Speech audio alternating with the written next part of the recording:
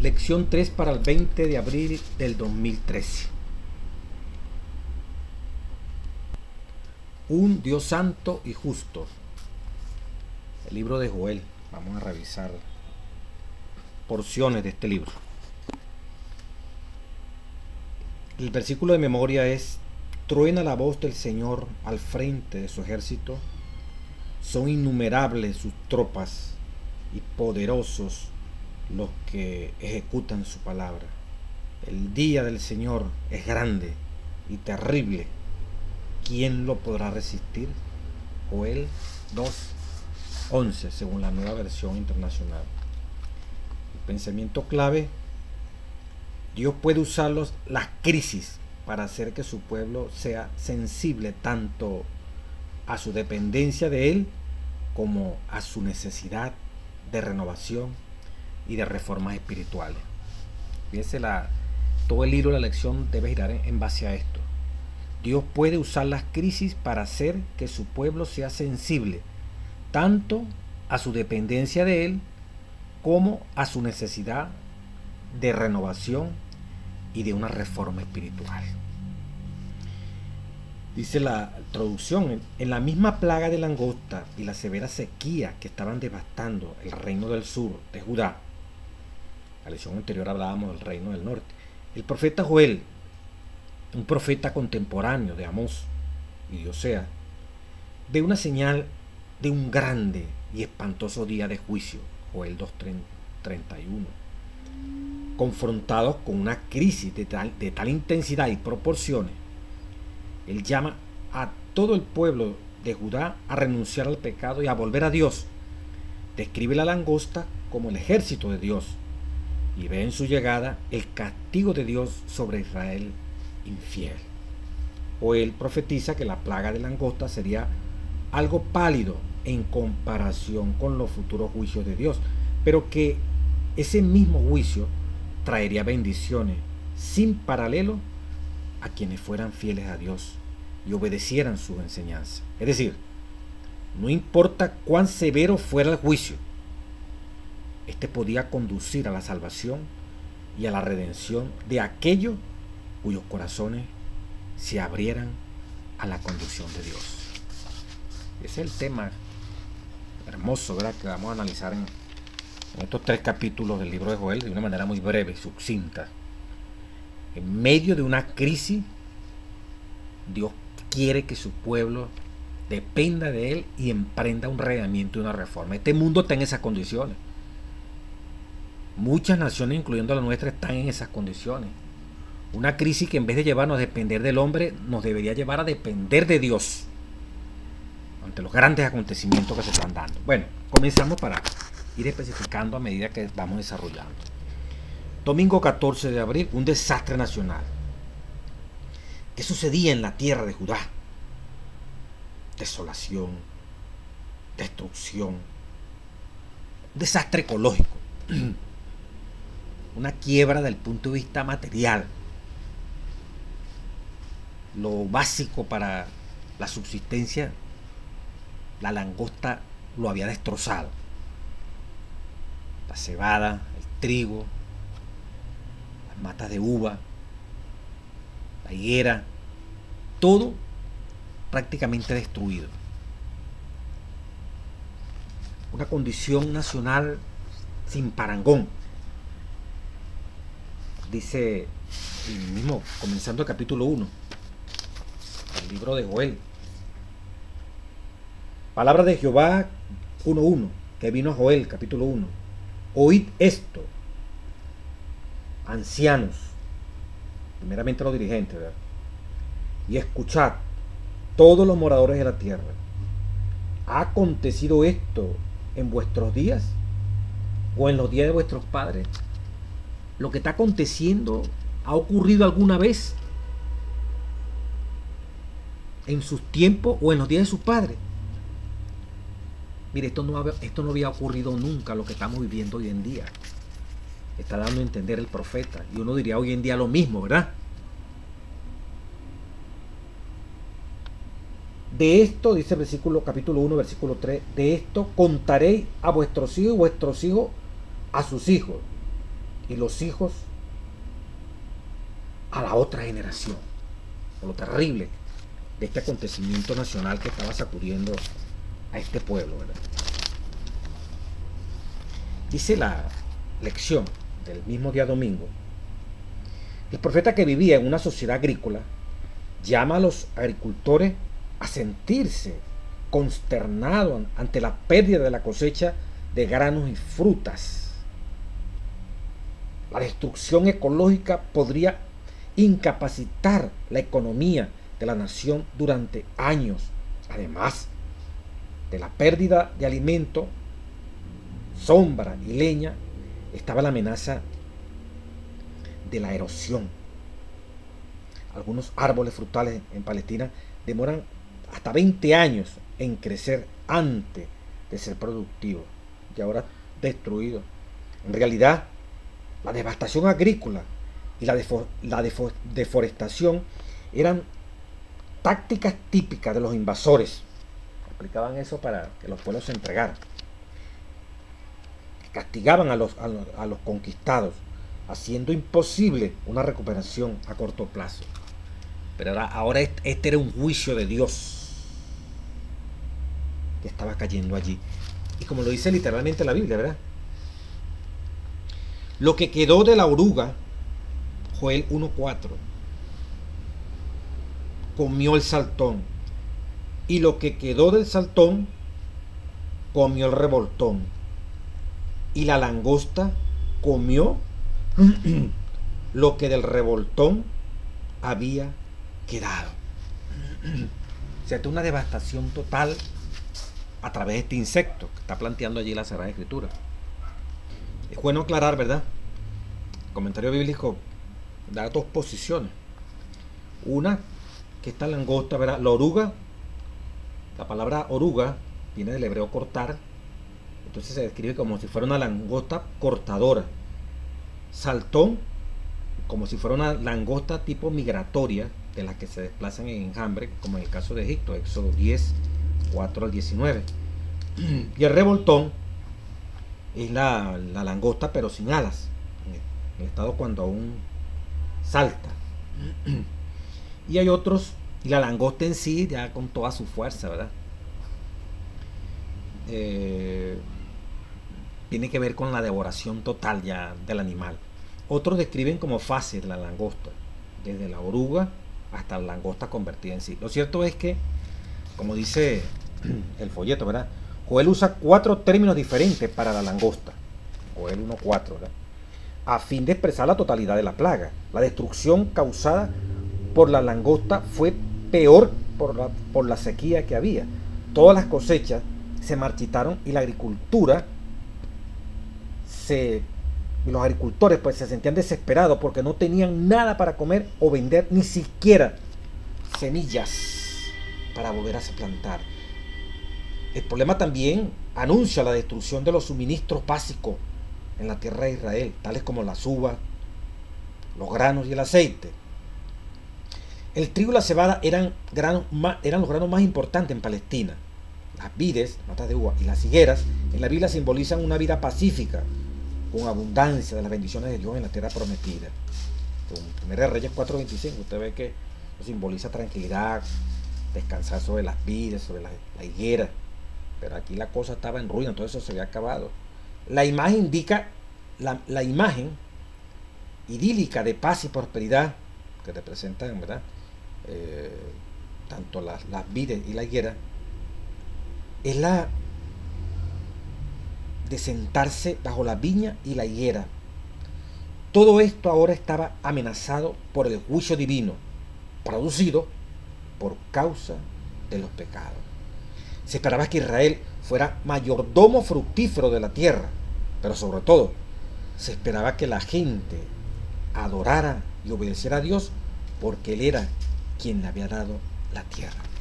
En otras palabras, uno lee prácticamente el contenido del capítulo 1, ¿verdad?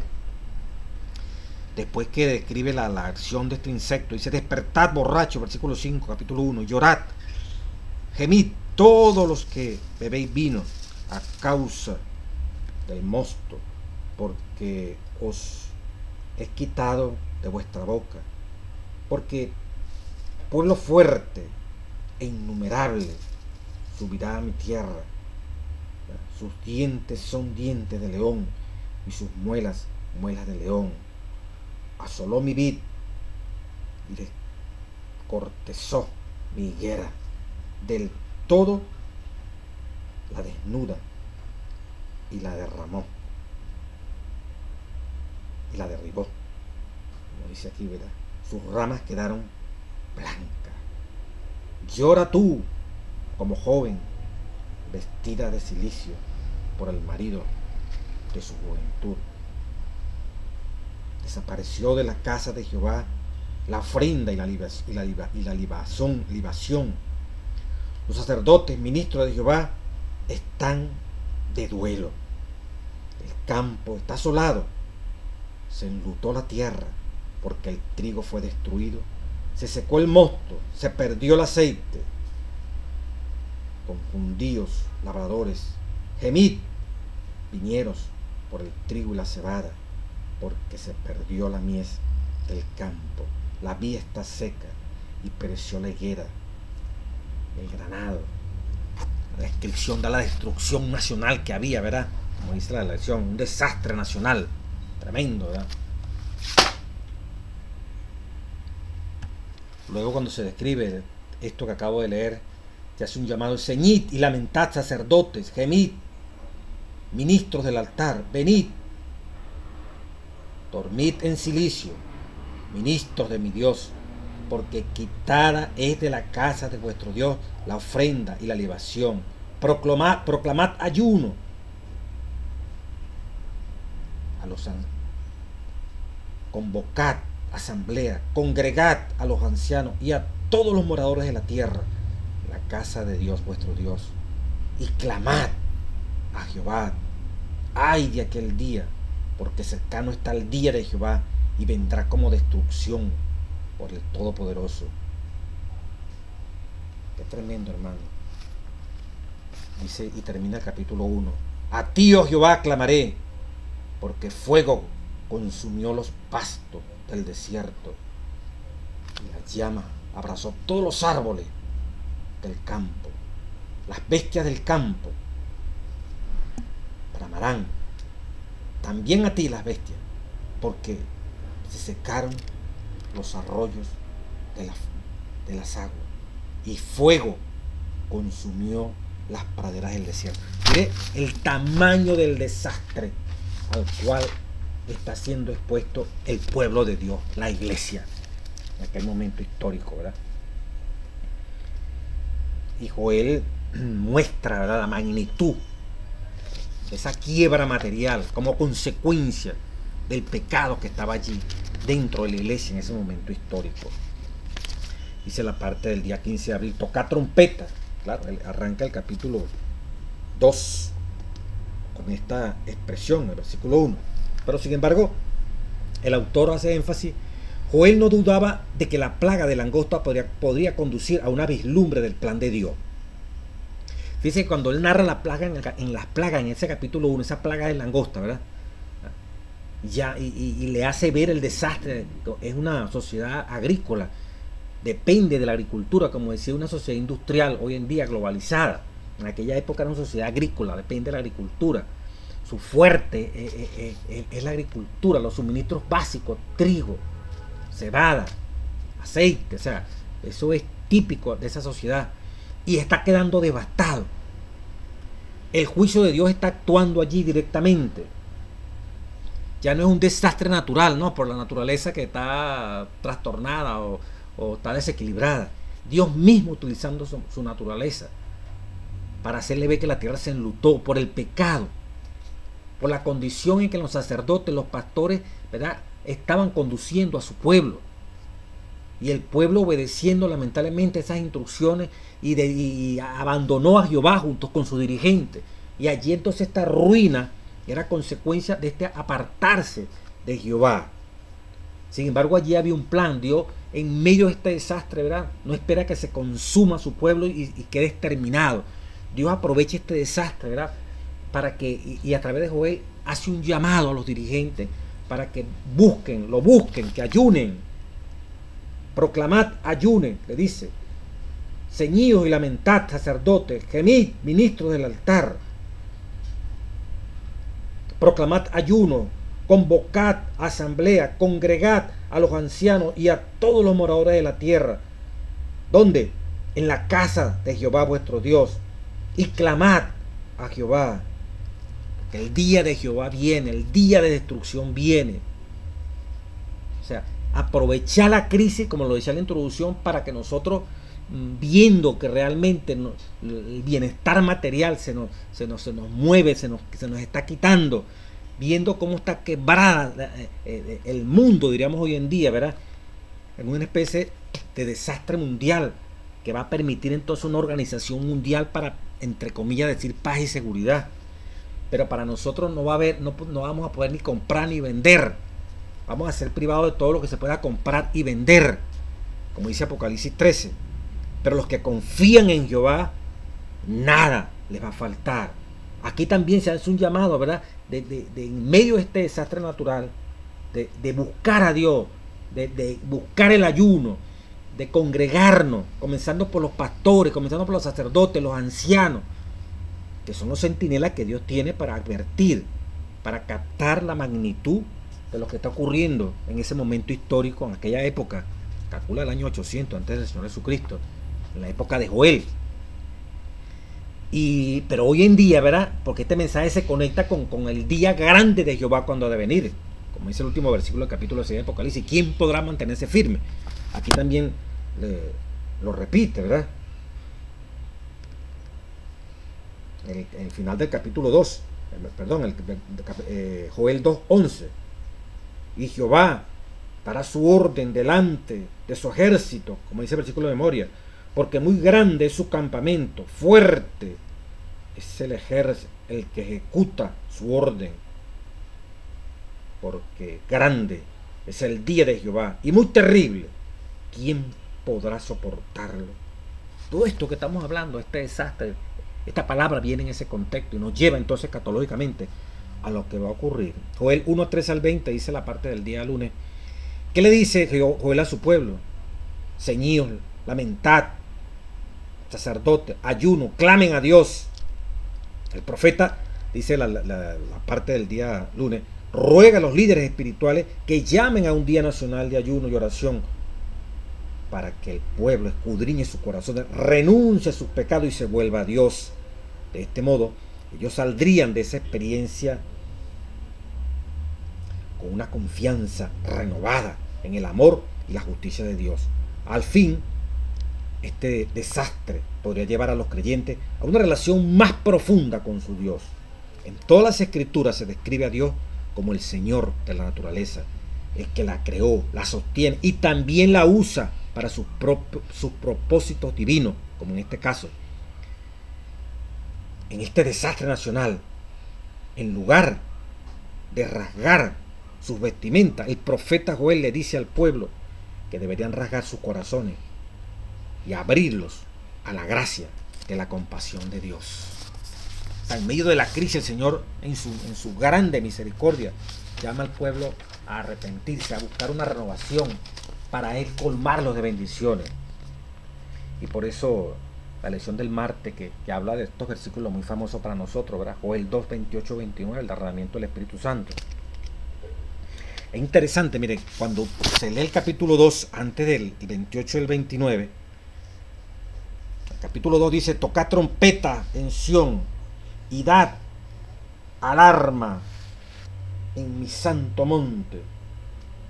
Tiemblen todos los moradores de la tierra, porque viene el día de Jehová, porque está cercano.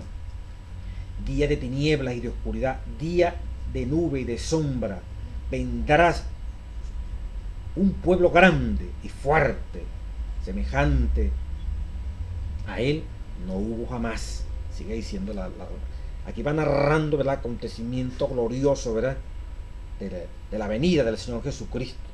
Dice el versículo 10: delante de él temblará la tierra, se estremecerán los cielos, y el sol y la luna se oscurecerán, y las estrellas retraerán su resplandor. Joel 2, 10.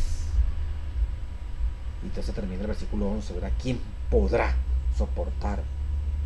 Por eso, pues, después que dice, ¿quién podrá soportar ese día grande? Por eso, pues, ahora, dice Jehová,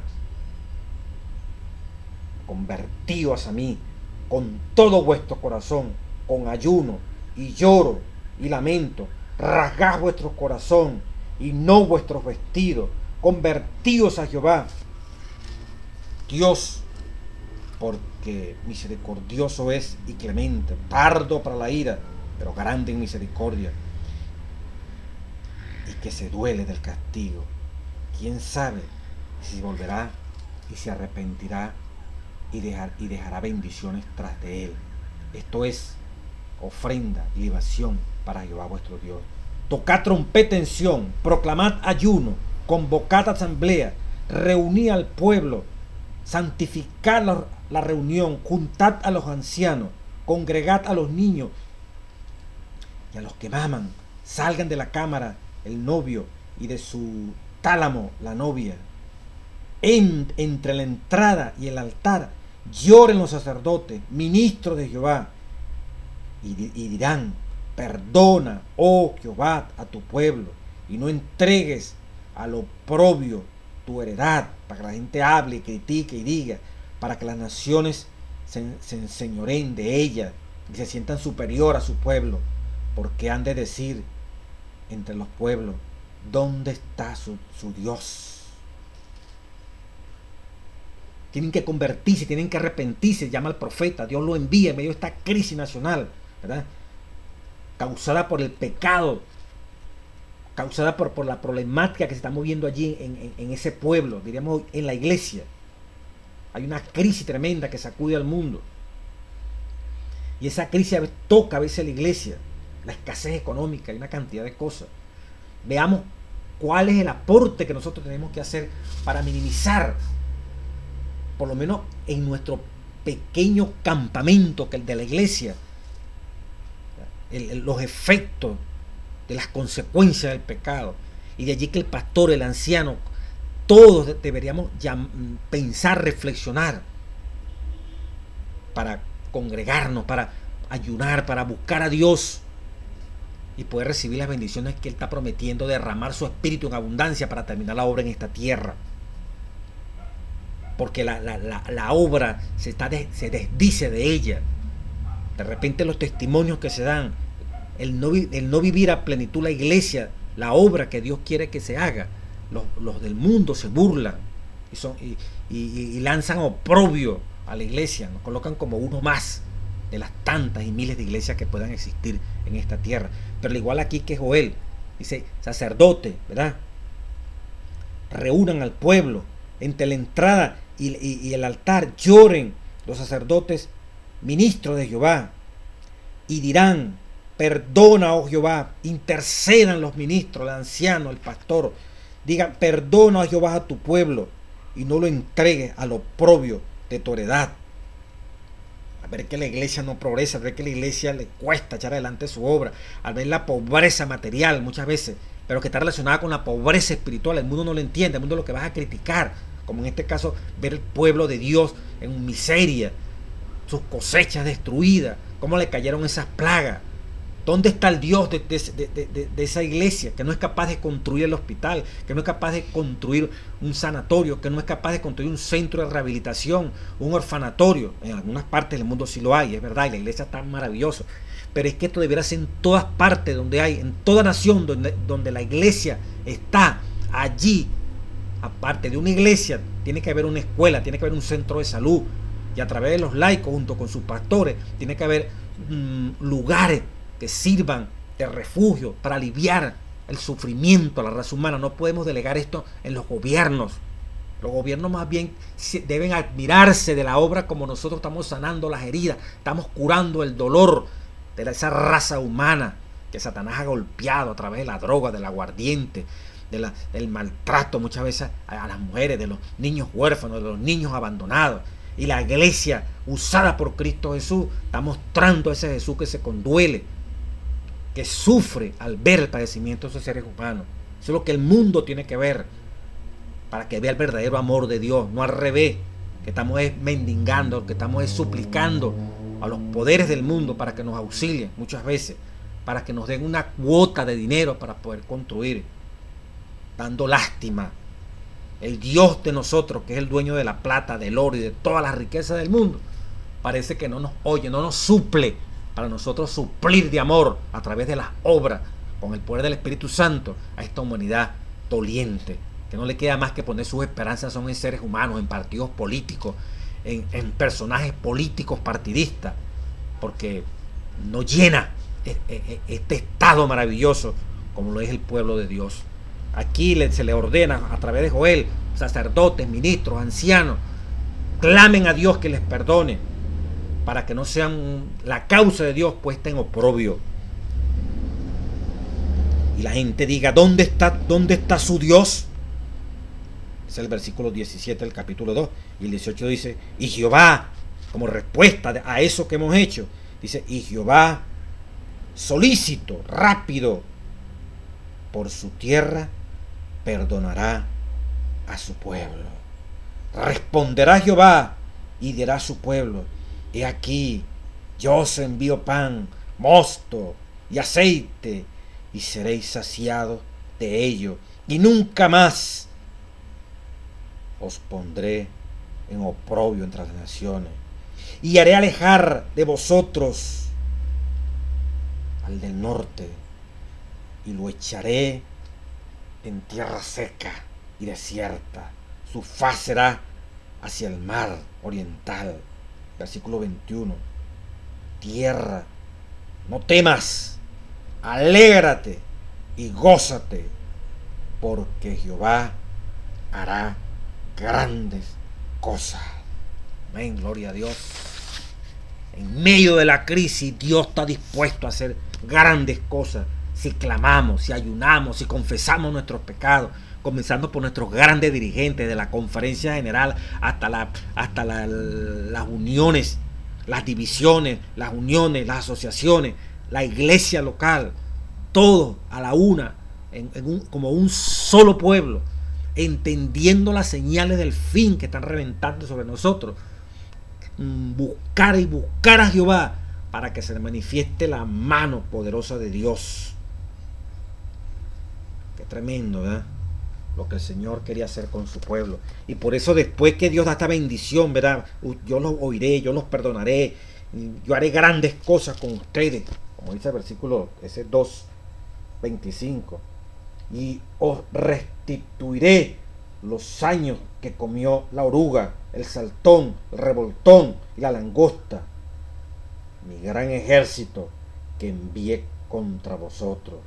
Comeréis hasta saciaros, y alabaréis el nombre de Jehová, vuestro Dios, el cual hizo maravillas con vosotros, y nunca jamás será mi pueblo, palabra de Dios, avergonzado. Y acontecerá que en medio de Israel, y conocerán que en medio de Israel, que en medio de nuestra iglesia, estoy yo, hablando Jehová, y que yo soy Jehová, dice el versículo 27, 2:27, vuestro Dios, y no hay otro. Y mi pueblo nunca jamás será avergonzado. Y después de esto, fíjate, después de esa bendición, de tener esa seguridad de que Dios está con nosotros, de que Dios nos provee, de que en medio de la crisis adquirimos un radiamiento y una reforma, y después de esto dice, derramaré mi espíritu sobre toda carne, y profetizarán vuestros hijos y vuestras hijas, vuestros ancianos soñarán sueños, y vuestros jóvenes verán visiones, y también sobre los siervos y sobre las siervas derramaré mi espíritu en aquellos días, y haré prodigios en el cielo y en la tierra, sangre y fuego y columnas de humo. El sol se convertirá en tinieblas y la luna en sangre, antes que venga el día grande y espantoso de Jehová.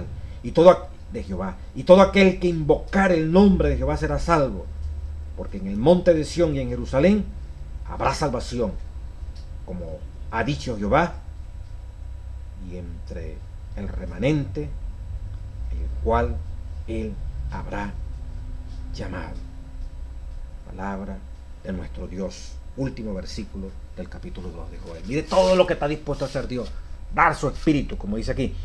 El Señor anunció la parte del martes, por boca del profeta Joel, que una manifestación especial del espíritu se realizaría en el tiempo que precedería inmediatamente a las escenas del gran día de Dios. Joel 2:28. Esta profecía se cumplió parcialmente con el derramamiento del Espíritu Santo en el día del Pentecostés, pero alcanzará su cumplimiento completo en las manifestaciones de la gracia divina que han de acompañar la obra final del Evangelio. El conflicto de los siglos, página 12. En el contexto inmediato, Joel, al arrepentimiento, seguirá un gran derramamiento del Espíritu Dios. Esto traería una maravillosa renovación. En vez de destrucción, seguirá el don de bendición divina. Dios asegura a su pueblo que restaurará su creación y liberará a la nación de los opresores. El Espíritu se derrama sobre el pueblo de Dios, así como en el ungimiento, el aceite se derrama sobre la cabeza de aquellos a quienes Dios elegía para su ministerio especial. El Espíritu también es un don de poder otorgado a quienes lo reciben con el fin de que puedan hacer una obra especial para Dios. Solo esta vez la manifestación del Espíritu asume proporciones amplias. El Espíritu de Dios caerá sobre todos los fieles, sin tomar en cuenta la edad, género o posición social, como dice la parte del día martes, en cumplimiento del deseo de Moisés de que todo el pueblo de Dios llegara a ser profeta y que Dios pusiera su espíritu sobre ellos. Número 11:29. El día miércoles dice: proclamad el nombre de Dios. El sol se convertirá en tinieblas. Joel 2:31-32. Ya terminando el capítulo 2. Y la luna en sangre, antes que venga el día grande y espantoso de Jehová. Y todo aquel que invocar el nombre de Jehová será salvo. Porque en el monte de Sión, en Jerusalén, habrá salvación, como ha dicho Jehová, entre el remanente al cual habrá llamado. El oscurecimiento del sol y el cambio de la luna en sangre no deben entenderse como desastres naturales, sino como señales sobrenaturales de la cercanía del día de Dios. Aunque, preguntan aquí en la parte del miércoles, aunque la aparición de Cristo aterrorizaría a los no arrepentidos, ¿cómo darán los justos la bienvenida al Señor? ¿Cuál es la diferencia? En Isaías 25:9 dice: este es nuestro Dios cuando venga, le hemos esperado y nos salvará. Y luego en Joel 2:32, Hechos 2:21 y Romanos 10:13, prácticamente se repite una palabra allí: y todo aquel que invocar el nombre de Jehová será salvo. En Hechos 2:21, Romanos 10:13 y en Joel 2:32 es la misma expresión. En la escritura, dice aquí el folleto, la expresión invocar el nombre del Señor no solamente significa llamarse un seguidor y del Señor y reclamar su promesa. También puede significar proclamar el nombre de Dios. Es decir, ser un testigo ante otros acerca del Señor y lo que Él ha hecho por el mundo. Así, proclamar el nombre del Señor significa tanto ser mensajero de las buenas nuevas de que Dios todavía gobierna el mundo, como llamar a la gente también del mundo a considerar todo en el contexto de los actos y el carácter de Dios. También significa invocar el nombre de Dios, contar a todos acerca del generoso don de la salvación que Dios ofrece a cada ser humano.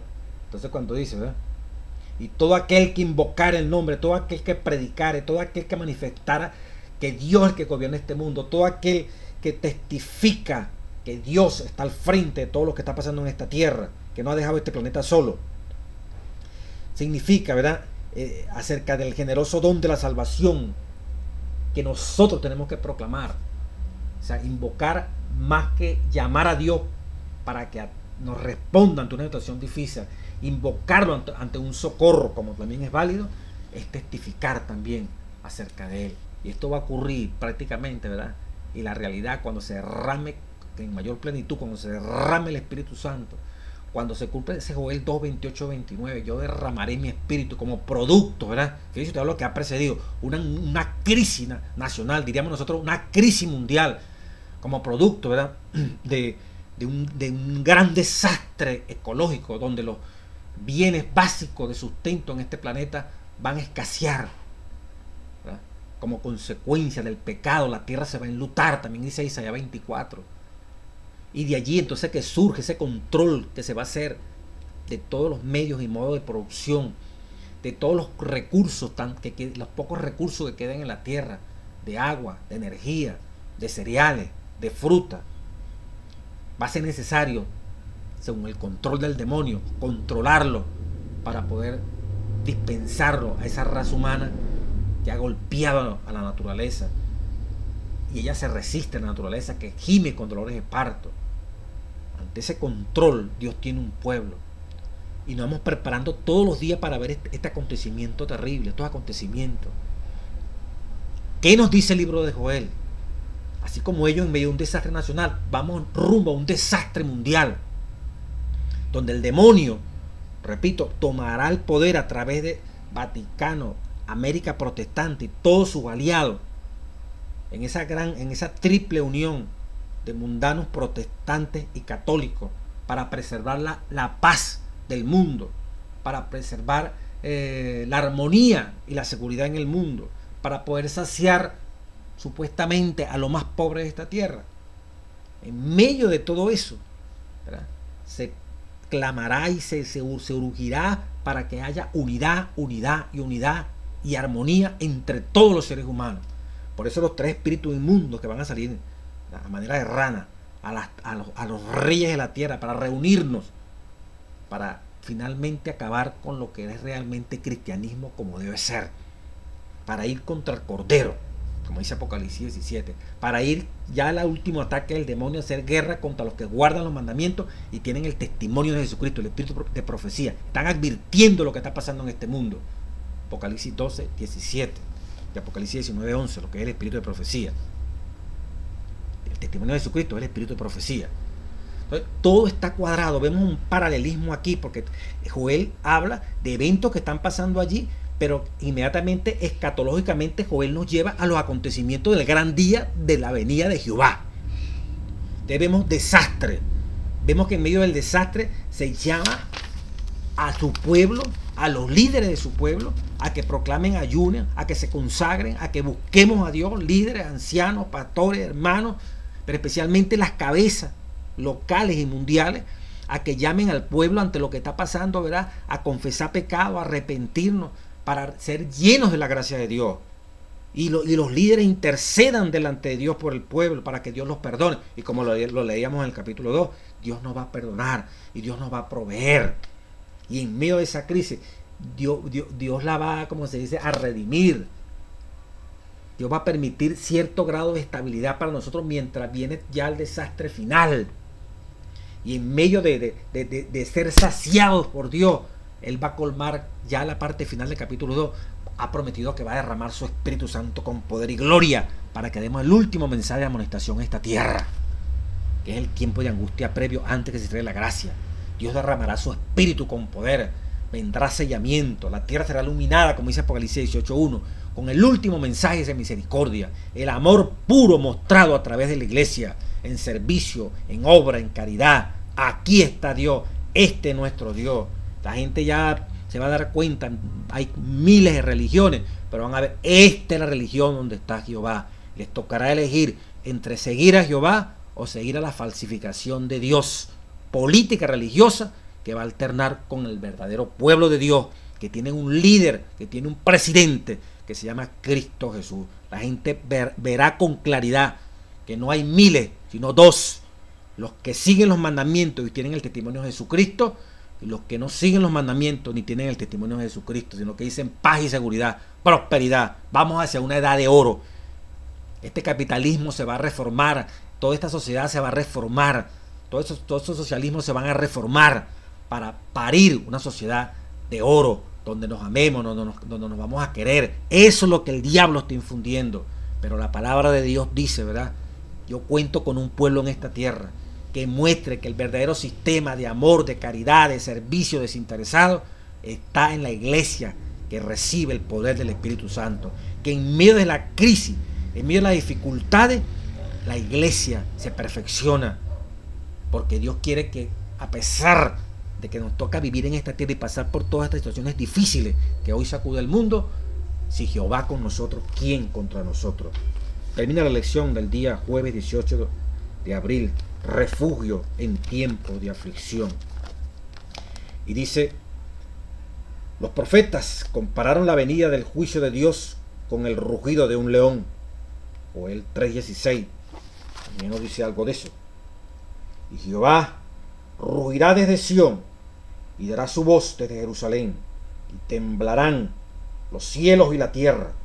Pero miren la promesa, hermanos y hermanas.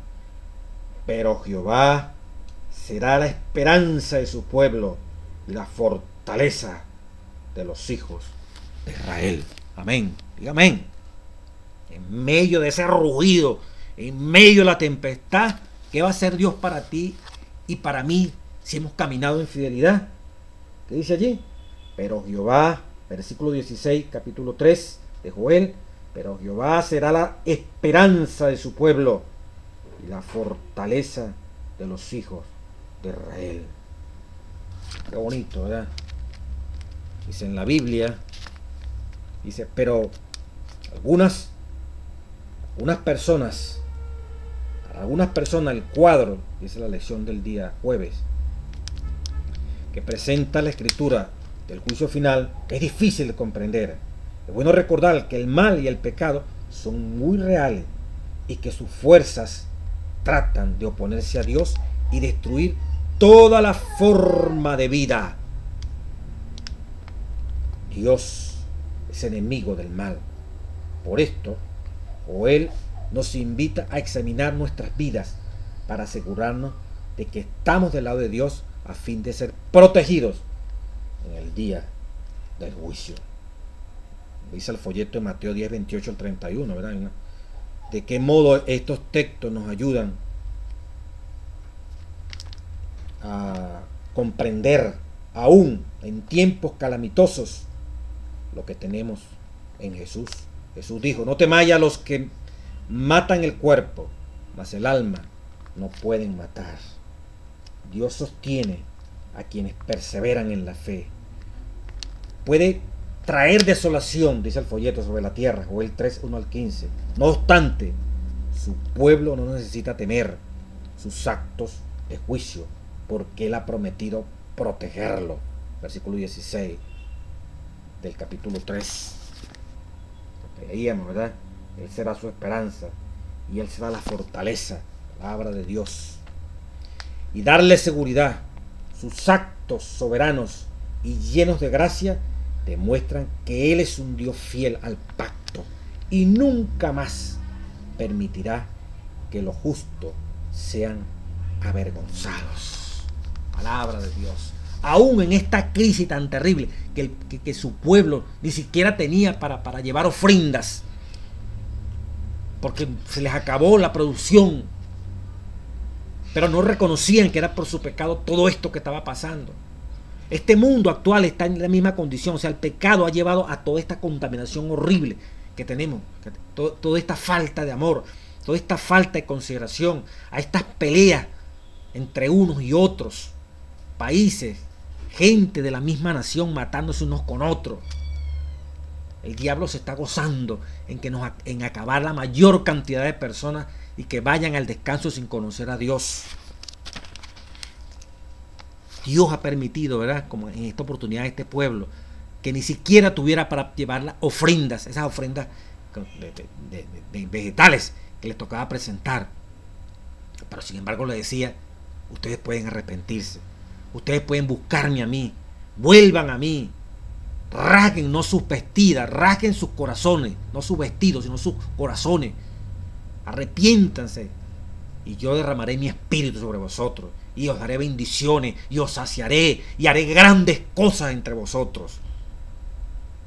Cuando esto es creído, ¿verdad?, lo que precede, así siguiendo literalmente el capítulo 2, después que hemos visto las consecuencias del pecado, hemos reconocido nuestros pecados, hemos aceptado el llamado de nuestros líderes a buscar a Dios, el llamado de los pastores y los ancianos a buscar a Dios, a pedir perdón, viendo el ministerio de esos pastores y sacerdotes y ancianos intercediendo para que la iglesia sea perdonada, Dios responderá, Dios nos perdonará y Dios nos proveerá lo material, como dice el capítulo 2, pero al final, del versículo 28-29 hasta el 32, el Señor nos va a dar el mayor poder, el Espíritu Santo, sin distingo de clase, sin distingo de género. El Señor va a derramar su Espíritu para que su pueblo dé el último mensaje de amonestación, de amor, de manifestación. El derramamiento del Espíritu Santo es el derramamiento del amor en los corazones de esta iglesia que se prepara para el advenimiento de Cristo Jesús. Y tú y yo estamos invitados. O sea, en medio de los juicios, en medio de los desastres, el Señor está permitiendo que veamos todo este colapso como está el mundo, ¿verdad? Todo este sufrimiento como el mundo en el cual está metido. Dice, no temáis, confía en mí, yo he vencido el mundo. Y en medio de los juicios que estén cayendo, el Señor está allí para mantener a su pueblo, para hacer su fortaleza, para hacer su esperanza. Él oirá nuestro clamor y Él nos salvará. Es lo que dice la palabra, aplicada para este tiempo. ¿Quién podrá sostenerse en pie en ese gran día después de estos desastres, todas estas cosas que Dios está permitiendo para que busquemos un redimiento, una reforma? El pueblo fiel, el pueblo que no admite pecado, el pueblo que confiesa sus pecados y busca el perdón de Dios y busca la restauración de Dios. Iglesia, tú que me estás oyendo, usted que me está oyendo, esto es personal, esto no es corporativo, esto no es que hay que esperar que todos lo hagan para yo hacerlo, esto es personal, la salvación es personal. Cada uno tenemos que confesar, cada uno tenemos que buscar la manera de que el Espíritu Santo nos convenza de nuestras iniquidades, de nuestros pecados, de todo lo que nos permite que seamos usados para derramar el amor de Dios en obras, en acción, en servicio, en buscar esas almas que hoy no saben en quién creer, porque se ha disuadido, porque se ha diluido en medio de tantos religiosos. ¿Dónde está la verdad? Y muchos despotrican, muchos critican, muchos por culpa de los malos testimonios de sacerdotes y pastores, ya la gente no lo cree, la gente está perdiendo su confianza. Pero hay un pueblo, no podemos seguir siendo oprobios, no podemos seguir siendo criticados por aquellos. ¿Dónde está el Dios? Si ese es el Dios de ellos, es una cuerda de vagabundos, sinvergüenza, irresponsable.